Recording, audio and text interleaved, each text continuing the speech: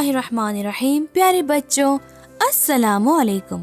امید کرتے ہیں کہ آپ سبھی بچے خیریت سے ہوں گے اور شوق سے ہماری کہانیاں سن رہے ہوں گے۔ تو بچوں، آئیے سنتے ہیں آج کی کہانی دو چوہوں کی۔ چوہے نے روزانہ کی طرح اپنے دوست کوے سے پوچھا، کیسے ہو دوست؟ کیا خبر لائے ہو؟ کوے نے کائیں کائیں کرتے ہوئے کہا، ایک اجنبی چوہا ہماری طرف آ رہا ہے اور اس نے پہاڑی کے پیچھے اپنا گھر بنایا ہے، لیکن وہ بڑا ہی بے ادب ہے۔ آج میں نے اسے سلام کیا مگر اس نے جواب ہی نہیں دیا۔ کوے کی بات سن کر چوہا خوشی سے چلایا، واو، کتنی اچھی بات ہے، ایک نیا دوست۔ کوا دکھی ہو کر بولا، تو کیا اب تم میرے دوست نہیں ہو؟ لیکن چوہا اپنے نئے دوست کی تلاش میں نکل چکا تھا، اس لیے کوے کی بات نہیں سن پایا۔ پہاڑی کے پیچھے ایک سفید چوہا اپنے گھر کے باہر صفائی کر رہا تھا۔ چوہے نے اسے سلام کیا اور کہا، ویلکم دوست، ہمارے جنگل میں خوش آمدید۔ لیکن سفید چوہے نے اس کے سلام کا جواب نہیں دیا، یہاں تک کہ اسے مڑ کر بھی نہیں دیکھا۔ اتنے میں کوا چوہے کے پاس آیا اور بولا، دیکھا، میں نے کہا تھا نا کہ یہ بڑا بے ادب ہے۔ چوہے نے اس بار بھی اونچی آواز میں سفید چوہے کو سلام کیا، لیکن سفید چوہے نے جیسے کچھ سنا ہی نہ ہو۔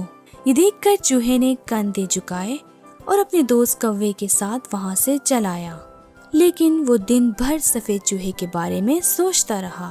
اگلے دن صبح پھر سے چوہے نے کوے سے خیریت پوچھی اور بولا، آج میں پھر سے سفید چوہے کو دیکھنے جاؤں گا اور یہ معلوم کروں گا کہ اس نے ہمارے سلام کا جواب کیوں نہیں دیا۔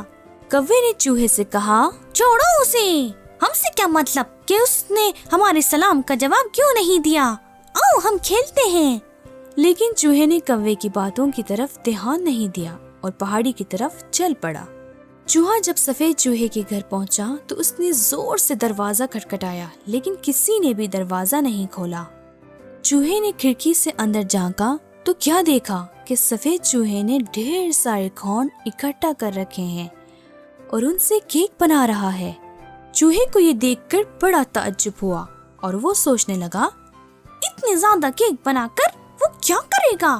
کوا چوہے کے پاس آیا اور بولا، دیکھا، اس نے اسی لیے دروازہ نہیں کھولا کیونکہ وہ سارے کیک اکیلے کھانا چاہتا ہے، وہ بے ادب بھی ہے اور کنجوس بھی۔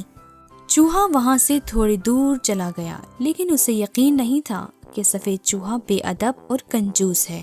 وہ اب بھی سفید چوہے کے ساتھ دوستی کرنا چاہتا تھا اور اس کا راز جاننا چاہتا تھا، اس لیے تھوڑا دور جانے کے بعد وہ لوٹ آیا۔ جب وہ لوٹا تو اس نے دیکھا کہ سفید چوہے نے کیک سے بھری ایک ٹوکری سر پر اٹھا رکھی ہے اور کہیں جا رہا ہے۔ یہ دیکھ کر کوا چوہے سے بولا، دیکھا، اب جب کیک کی خوشبو پورے جنگل میں پھیل گئی ہے، یہ کسی ایسی جگہ لے جا رہا ہے جہاں اکیلے بیٹھ کر کیک کھا سکے، چھوڑو اسے، آؤ ہم چلتے ہیں۔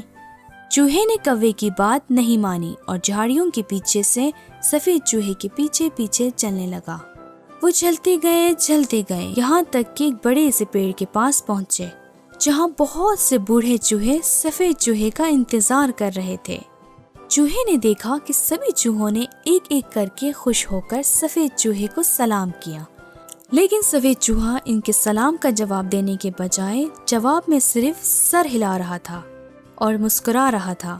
پھر اس نے سبھی چوہوں کو مزیدار کیک دیے۔ چوہا سب کچھ سمجھ چکا تھا، اس لیے دوڑ کر اپنے گھر کی طرف بھاگا۔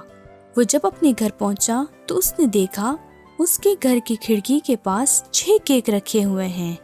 اگلے دن صبح چوہا اپنے دوست کوے کے پاس گیا اور بولا، کیسے ہو دوست؟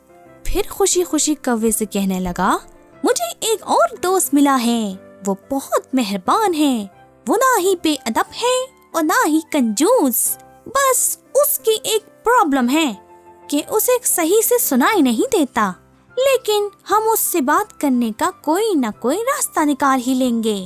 کوے نے ایک آہ بھری، جس سے معلوم ہو رہا تھا کہ وہ شاید مایوس ہو گیا ہے، اس لیے چوہے نے اسے 3 کیک دیے اور ہنستے ہوئے کہا، گھبراؤ نہیں دوست، میرا دل اتنا بڑا ہے کہ اس میں کئی دوست ایک ساتھ آ سکتے ہیں، تم ابھی بھی میرے بہترین دوست ہو۔ پیارے بچوں، ہمیں دوسروں کے بارے میں جلدی کوئی فیصلہ نہیں کرنا چاہیے اور نہ ہی ان کے بارے میں کوئی برا سوچنا چاہیے۔